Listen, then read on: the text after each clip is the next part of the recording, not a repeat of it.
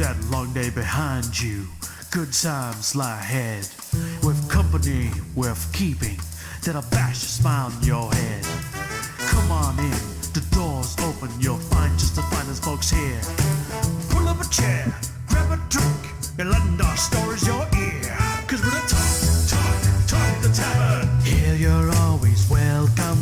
The talk the tavern. Promising beer and bedlam. The talk the tavern. Music, medicine, then some. The talk the tavern. The song's over. Here we come. Hello and welcome to the Tavern. I'm Travis Sivart of TravisSivart.com. Incredible sci-fi and fantasy books. And my vices tonight here in the tavern will be Tin Cup American Whiskey. I'm loving this stuff. I've enjoyed their rye, their bourbon, and their whiskey. What about you, Ed? Tell me more. Tell you more. Oh, I mean, I can go grab the bottle, but each one comes with this cool little tin cup right on the top of the bottle, so you kind of get a shot glass with it. I want one just for the little tin cup. I'll save it for you. I mean, it'll be empty, but I'll save it for you. Damn. Yeah, I know, right? Maybe I'll think. Oh, yeah. Yeah, but, maybe I'll think to get you one next time we come over to visit, whenever that may be. Yeah. Oh, and my vice tonight is it's a Miyomi Rosé. Yummy. How about you, Andre? My vice tonight is tea in my reusable cup, knitting, and a cat on my lap. Nice. Mouse I had a is... cat on my lap. Hey, how you going? Mouse has got a strawberry banana smoothie, and Maria's vice tonight is tiny cupcakes. I assume they're the size of dwarf gumdrops. They're not tiny cupcakes, they're cupcake vitamins. Don't you have a word for that you use? Oh, what? Baby Muppets? That would be it, I guess. I call them Baby Muppets. There we go. Maria says sugary goodness is what they are. Okay, tonight on the tavern, we're going to raise our glasses and our opening toast to, here's to making the world a better place, no matter how much we screw it up trying to do it. Here. So we want to talk about, is green really green? And not in the Kermit way, where it ain't easy being green, but in the going green way. And Ed, you suggested this topic, so I'm guessing you heard something, read something, did something, saw something that brought this to mind. I'm always suspect, that's all. So is it really gonna work? That is. Is there any particular part that you'd like to start talking about first? Sure, we can start with lithium battery. With what batteries? Well, lithium battery. For cars or for like rechargeable ones cars. that we've had in the house since the 80s? For cars. For cars. Okay. Yeah, because I know one of the concerns with drilling for oil is how much it tears up the earth. Right. Take a look at a lithium. What's it do? Tears up the earth. Big gaping holes looking for lithium. Oh, which looking is a rare for lithium. earth metal. See, you're talking about finding it. My thoughts are like went straight to how do we get rid of it once it's done? And that comes later. Because if we could do this real quick, going back to non-electric cars, you ever seen how they get rid of these things? Just miles and miles of crushed cars made in the walls in a junkyard. Mm-hmm. They don't recycle, even the old metal ones. Yeah, they don't recycle. They just sit there and ooze into our groundwater. I don't know what they're doing with them. Well, they're saving them to build a house. If you notice in all the like apocalypse movies, there's all those cars. So we're probably going to need them in the apocalypse. So what you're saying is those cars are useful because they use them when they make apocalyptic movies. Yes. Mm-hmm. Oh. Sounds good to me. There we go. That gives us a reason for them. Let me read a few comments here. Maria says, depends. I mean, some stuff is a gimmick, some is real. Personally, I feel like it's a little too little, a little too late. Then asked, does that count a chemical waste? Because that's the whole issue. And Maria points out, they're doing nothing with these cars. Gary says, I've heard that they could be charged for a lot longer than we are currently able to charge it for. Energy is all around us, but we're stupid. Yeah, that is a good point. So, well, all those are good points. So is green really green? What other things are we doing? So we're supposed to go it to be a paperless society and save trees. The more paperless we become, the more paper I see as being used. Yeah. And by the way, Indeed. I'm not saying that we shouldn't go paperless, but at least trees are a renewable resource. Sure. But when we look Here's the thing. Uh-huh. People are like, oh my God, the forest. That's not exactly how it is. Because, I mean, even out here, we have land where they grow trees really, really fast that's used just for paper, because there's a paper mill out here. And every time they use it, they plant more. Mm-hmm. But that's all it's for. They're not going to the rainforest and pulling it down to make paper. So they're pulling local Virginia forest, but replanting. Maria says, I mean, if you recycle your paper, I don't see an issue. Maria, here's the problem with recycling your paper. A lot of places where we send our recycling don't recycle it. They throw it in a landfill. Mm. A small example is our local trash pickup company, one near us that we saw. They have you put out your recycling and your regular trash, and then they dump them right into the same garbage truck in the same compartment and drive off. So, you know, I agree. If we would recycle as we should recycle, and not just on the individual level, though that's super important, but beyond that,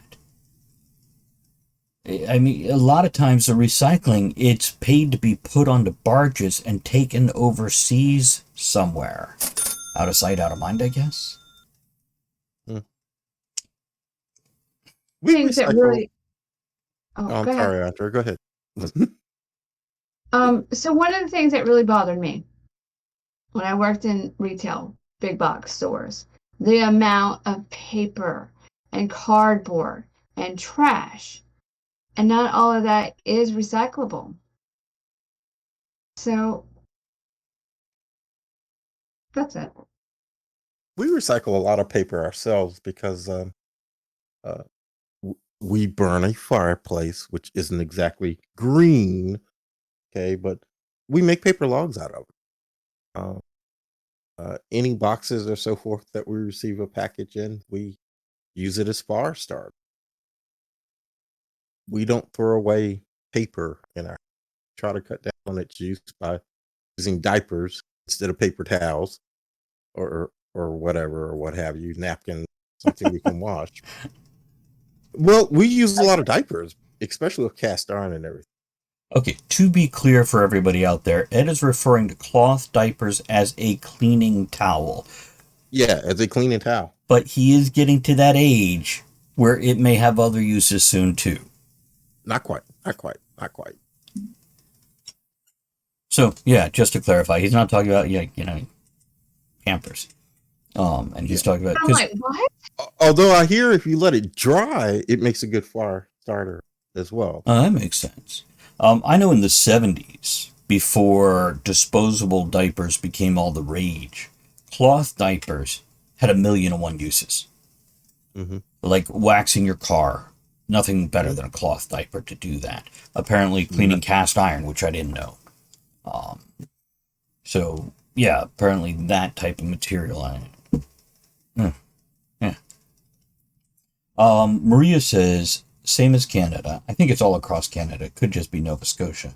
Making individual plastics like straws illegal We aren't actually saving turtles. If we could just invest some money in actually cleaning up the oceans, that would be different, but people are going to people. We have to recycle here. It's the law. A lot of places, but not in the US, I found. Like in other countries, they do composting bins. They do everything. Like when it's trash day, there's like 4 different bins because they have to. When I'm recording audiobooks, my voice gets very rough. So I try to make sure, and podcasts also, so I try to make sure I have a big mug of something to pop in my mouth. And you know one thing I love to pop in my mouth? The first thing that comes to mind when I'm talking about popping things in my mouth? Titties. That's right. Tit Teas is an incredible brand of tea. And they have multiple types from green tea to white tea to herbal tea to my favorite, black tea. It's Lit Fam is what that one's called. And talking to Mike at Titties, and you can talk to him also at TITTEAS.com. That's titties.com. TITTEAS.com. This company, this small business that's doing this out of the love and the joy of sharing something, they also donate 5% of every month's revenue to Breast Cancer Research Foundation, supporting awareness programs and breast cancer research. So, I got this incredible tea with this great sense of humor that matches so many things that I do, and they care about other people. I couldn't go wrong with this. And now I have a big old mug full of titty to pop in my mouth to keep my voice smooth and rounded, which is exactly how I like my titties. So check them out at titties.com. Use the code Travis20. That's Travis20 to get a discount on yours. And yeah, pop a titty in your mouth. You're welcome. Best regards. Here's the deal with going green. At one point in time, 50, 60 years ago, we had all kinds of recycling plans in place. It was part of our culture. It's what, and when I say us, I mean the U.S. I'm specific here. It's part of our culture. You took rubber back, you took oil back, you took glass, paper, you burned things, whether it was in a compost pile or whether it was in your fireplace. You had a separate bag just for paper trash that you threw into your wood stove or your fireplace or your backyard fire pit with the leaves, whatever. And then the 60s and the 70s came along and beyond, and we became a very disposable, convenience-based society. And previously, we used to get money for recycling. They paid us to recycle, and now we have to pay them for us to be allowed to recycle. Right. But the bottom line is, however it comes out, there's some things we just don't need. And a lot of this one-use plastics are that way. Why should we, if somebody wants to drink at a fast food restaurant, why not carry their own cup? There are a bazillion cups you could buy that are much better than theirs. What do you want to say, Andrea? With that, yes, that is great. And I used to do that, where I used to take my cup and get it refilled and get a discount. But since COVID and things, oh no, we're not touching your cup. We're not, they won't do that. And as far as one-use plastics, I understand both sides of it. For us normal citizens, we don't always need it. Hospitals, medical things, that is needed because you can't properly sanitize or clean things, and you don't want to spread illness. So there's like a two side to everything. Right, there is. And Maria says, I've noted that cloth menstrual pads seem to be trying to make a comeback. But it's so much easier to just throw a pad away a few times a day hold on a second, cat on my lap, and he's stepping on my earbud wire. There we go. Throw a pad away rather than doing a bloody wash. People in general are going to choose what's convenient, not what's green. And then she told me to go fuck myself, saying, I like my purse fork. What if I randomly come across a party and need it for cake? Maria, there's nothing wrong with a purse fork. Matter of fact, if more people carried a purse fork, we'd have less waste, wouldn't we? Less plastic. And also, if you carry a metal purse fork, somebody attacks you, fucking stab them with a metal fork. Mm-hmm. Go have cake. So I want to speak on the cloth menstrual products. Mm-hmm. Maria, yes, I understand that. I use that, but I also have the other ones just in case. You never know, because whatever. But it's not so much the convenience. It's better for you if you do it. And it might take a little more steps, but if you think about it, as a female, we already have enough problems. We don't need all the chemicals and things. Like a lot of people are not using disposable diapers because of the chemicals that puts in the earth and their baby and all the other things. Same thing with that. Just my 2 cents. Yeah, I'd like to say if you're going to put chemicals in your body, pay top dollar for them and get the good ones that make you feel happy.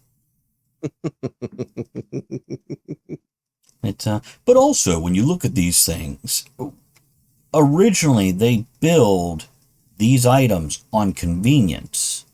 Later, they build them and build as an advertised, marketed these items on cost effectiveness, that they're way cheaper than these other things. Now, they're more expensive than going out and buying cloth diapers. Now, of course, I don't want to wash a shitty diaper if I had a baby, but I don't. And as for the menstrual pads and whatnot, I've been around long enough. I know on the right day, it doesn't matter what you're wearing. You're washing blood out of some clothes. It's just going to happen now and then. But it's going to be cheaper to do it out of a cloth one instead of the disposable ones. To keep a few disposable ones around for those emergencies, like going on an airplane. I think that's an example. Do laundry. Yeah, laundry day. I used cloth diapers too when the kid was little. It was better for the environment, more cost effective. Yeah, sometimes you run into issues, but you do that with anything. I just wouldn't know where to wash them out. I assume you just slap the poop out of them into the toilet and then throw them in the shower and hit them with the removable shower head. Okay, and I'm talking about the diaper, not the kid. Oh, you can do that with both. I mean, yeah. We skipped that episode. We did. Everybody had their own method, Right. And hey, Tal says cloth pads are wonderful. Yeah, and Maria says you can buy shampoo bottles where you go in and refill the bottle to save the plastic. To refill the bottle, it costs more than buying a new one with the new plastic bottle. If it costs... I was going to... Go ahead, Ed. I'm sorry. Yeah, go on. I was going to bring that up because a lot of products, a lot of green products showing up in stores these days. And I go into the store because I try to be somewhat environmental. And I go down the shopping aisle and there's green soap. There's the regular shit, faucet. The green stuff is twice as much, what is the price going green? Right. Especially in the economy we have today, can't afford it. I've seen recycled paper products that cost more than not recycled. And I'm like, wait, what? And that's a lot of the problem. Because with all the newer stuff or the chemical laden things, they can make them cheaper because they make them in bulk. Whereas some of the things that are better, like when I make lotions or soaps and things, you have to make a smaller batch. Smaller production. And it takes more time. Couple more comments here. And by the way, I do want to point out that we have people from Canada, from Australia, from Germany, all in our chat right now. So we've got a great kind of... I'll drink to that. World... I'll drink to that too. But hello, Marlene. Good to see you. And she said you can also buy soap bars that are not in bottles at all. Same for detergent, for laundry, etc. Lots of options without plastic bottles. And there are. Andrea makes her own laundry detergent. Yeah, I make our laundry soap. And the big, huge plastic thing that we got cheese balls in, we ate all the cheese balls, and then I make the laundry soap and I fill it up, and that's good for about a year. Right. Maria says, unless the cost levels out so green is the same price as normal, then not enough people can afford to switch. Maria, it's got to be cheaper than normal. It's got to be cheaper than normal. We have to show a real reason to use green products. People aren't just going to switch. We all talk a good game about saving the environment and making a better world for those who come after us. But we all have those moments where, oh, I just don't feel like it. I'm going to do this thing. Yeah. You know, whatever it is. Whatever it is. But back to the very first thing we started with, lithium batteries. Ed, you were talking about how much it fucks up the earth just to dig the lithium out of the earth. Mm-hmm. Lithium, cobalt. Now, how about getting rid of it? Getting rid of it. They don't have a recycling in place to get after it's used up. Yeah. Maria mentioned, don't mean to change. Maria mentioned wind power. You know, windmills kill birds. And they don't even have an estimate how many birds are killed by wind. How green can that be if we're killing birds? You know, don't get me wrong. I think we need to do something. Because we're fucking up the planet. But I feel like sometimes we're jumping on this green train and everything has got to be green. And we're not thinking this through any more than people did 100 years ago when we started all the factories, or 150 years ago with the factories, automobiles, and so forth. We're still not thinking it all the way through. No. So if we jump on the green train, where are we going to be 50 years from now with all the lithium batteries, all the solar panels that are no longer viable? Right. Where are we going to be with that? We're going to be in the same boat. Have I told you about graphene? Yes, we talked about graphene. And by the way, Gary says, Gary has been to our house, and he says, I saw that cheese ball container. You guys must have orange Cheeto guts. Here's what I'll tell you, Gary. It took us months to go through that Cheeto container, and I think part of them was fed to the birds. Well, the ones that Ed didn't hit with his wind turbine thing. And as for that, Ed, I mean, if wind power is actually a viable, renewable source, we still hit how many birds with just our cars? You know, you don't see us taking those off the road. They could, but you know, we don't even see us going to mass transportation and putting in reasonable bus and train routes. Yeah, Andrea. If we had, speaking of that, if we had like public transportation here, I would so use it. It'd be cheaper than the gas, but we don't even have it out here because we're in the middle of nowhere. I'll hitch a ride on a cow. Happy trails to you. Gary says, Sorry. Andrea, go. You mentioned go. Andrea. Then Ed. Oh, okay. Gary says, people should ride bikes. Yes. I would love to. It takes me over an hour by car to get to work. I can't do that on a bike. And that's what I want to bring up. Gary said people should ride bikes, and you mentioned mass transportation. I did read an article about a woman recently who was talking about how we all need to rethink. We need to design cities better so people can take mass transportation and live closer to their job, and everybody should move out of the country and live in these new design cities. Thinking, I saw that fucking movie. I don't want to be a part of that. Which movie was that? I don't know. It's a bad sci-fi movie. I know that much. Like every dystopian movie ever. Here's what I'll tell you.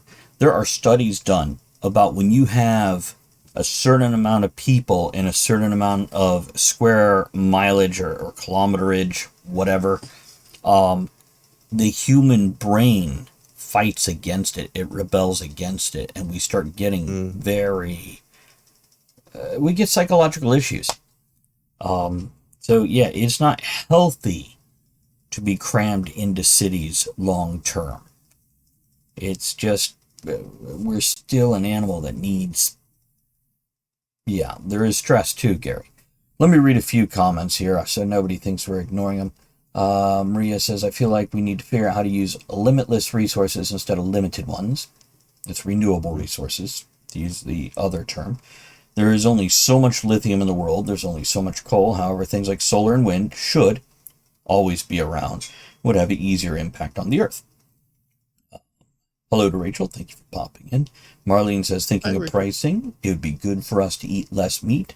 And I think it'd be actually helpful to produce less, better meat at higher price to force less consumption.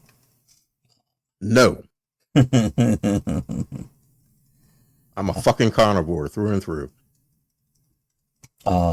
Marlene says, continues with, and similar to soap, etc., sometimes I think the price would be the same if we would reduce usage to a normal level. Like the amount of soap, etc. we use for those shower gels is just out of proportion to what's needed. Like with a pea-sized drop of shampoo, you could wash a whole car. Yet we squeeze like a good puddle in our hands every night. Yes, Andrea? That a lot of the products, like especially liquid detergent and things, it's mostly water. Mm-hmm. Right. To make you have to use more. So that's why I use bar soap, and with the laundry soap, I don't use the liquid, because even if I made it myself, it's like so much water. You have to add 50% or more water to make it liquid. So that's how it breaks down. I don't know if anybody on here is a Doc Bonner soap user or not. I love that stuff, because just a little drop of that will go a long freaking way. You can use it on your body, use it in dishes with it. You talk about your camping soap, right? Yeah, that's good shit, man. I love that. You put one drop on your hands, you are rinsing those hands for like 20 minutes to try to get that damn soap off. Yep. You love a great story? Fantasy, swords and sorcery, sci-fi, cyberpunk, cyberpulp. Look up Travis Sivart on Amazon and other fine retailers for ebooks, paperbacks, hardbacks, and audiobooks. And enjoy. So yeah, there's a lot of things here, and we're not thinking it through, guys. I'm agreeing with Ed on that one, and I see a lot more in the chat here with different ideas and different problems. But yeah, this is what needs done. We need to consider not just how to remove issues we currently have, but not create new issues as we remove other ones. Hey, Jock, thanks for stopping in. And there's, in the chat, there's discussion of maybe we don't need as much meat in our diets, which is true. Biologically speaking, personal preference speaking is a different story, but biologically speaking, we don't need as much meat, especially as much as we eat here in the U.S. But yeah, I was going to say, in the U.S., Americans usually, in the U.S., they usually have meat as the main, where in some other countries, everything else is the main and meat is a side. So yeah, Ed. Yeah. Marlene says, yeah, I'm not saying veggie, but every night meat isn't needed. Marlene, my wife is going to disagree with you. Apparently Maria's going to also. So Marlene, yeah, I'm saying there's credibility to what you're saying. And of course, as Ed just pointed out, personal preference is personal preference. Or as Maria also pointed out. But this is what we're doing. We're creating a knee-jerk reaction as a solution without looking at the problems those solutions will cause. And sometimes the things I'm I'm amused by the carnivore comments in chat right now. Especially for Rachel. Yeah, it's but see, I've always wondered why our government doesn't do something like this. Look, we got colleges. Why not take your top colleges, 3 separate colleges, give them a 2-year program where they bring students in to study one given problem, whether it's the infrastructure or whether it's the recycling or whether it's how to balance welfare and Social Security, whatever. We've got these genius colleges with this resource of people that they can earn degrees doing this work, and they spend 2 years in a study for this, or whatever it takes, 6 months, 5 years, whatever, and then bring a comprehensive, unbiased report. Because if you take 3 colleges from 3 different parts of the U.S. and have them each do the same study, you at least get, if you put Berkeley and Harvard on the same project, you're getting 2 different points of view here. And I'm just saying, we have the resources to think this stuff through. And with older college professors guiding younger minds, which are fresh and hungry to do these ideas, we have resources. We could do this. So on the same note, we should look at what other countries do too, because if everybody takes from everybody else, so there should be a solution, because there's some places that do some things better than other, Yeah. And hold on, I'm reading a comment. Rachel says National Geographic is full of short documentaries on people who revive barren lands, some reversed effects after only a decade with minimal work. These things they're possibilities. They're things that could be done. We can recycle effectively, and to recycle effectively, we have to stop using things that can't or won't be recycled. Right. Or if we need to use them for our modern world, then they need to be used minimally. And I love having a car of my own, and Andrea having her own car. But do we need 2 cars if we could walk a half mile to a bus stop or a train station and get to Richmond an hour from us, or Fredericksburg an hour from us, without an issue? Yeah, Andrea? I used to do it pretty much almost all my life. Public transportation, you walk, you get on the bus, you go wherever you need to go, and you can go pretty much anywhere. Right. But then there's places that, you can't. Yeah. Right. But I'm saying and also with moving people or products, we used to have a really good train infrastructure for moving product, one engine pulling dozens of cars. And now we have 18-wheelers pulling one thing. And some of it is across country. Well, one of the problems with that is our factory infrastructure today. We used to build in a factory, every part needed to be used to build a product was built in one factory. So the train car could pull up, unload at the loading dock, and boom. We don't have that factory infrastructure today. One thing's built here, one thing's built there. Right. Most of it's built overseas.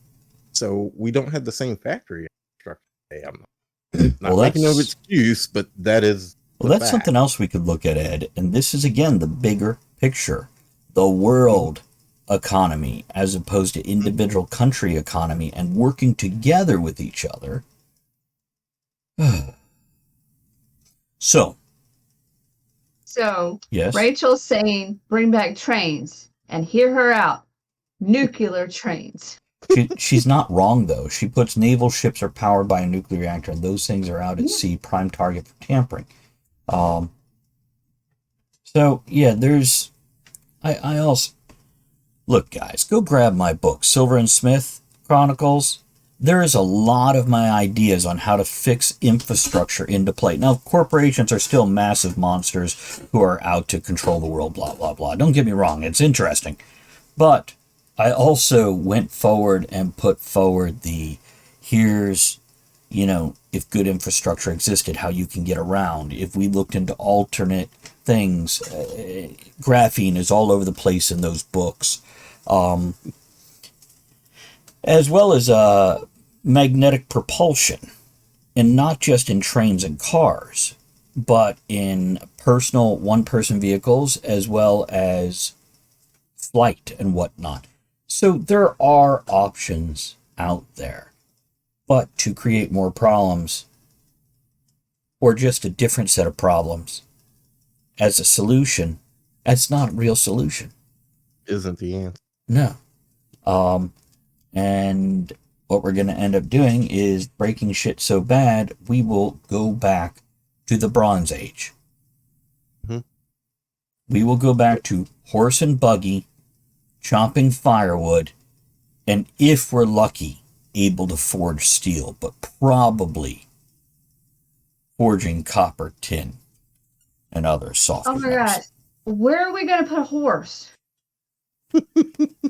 We have 2 acres. Wait, you said horse or horse? Whatever. Same thing.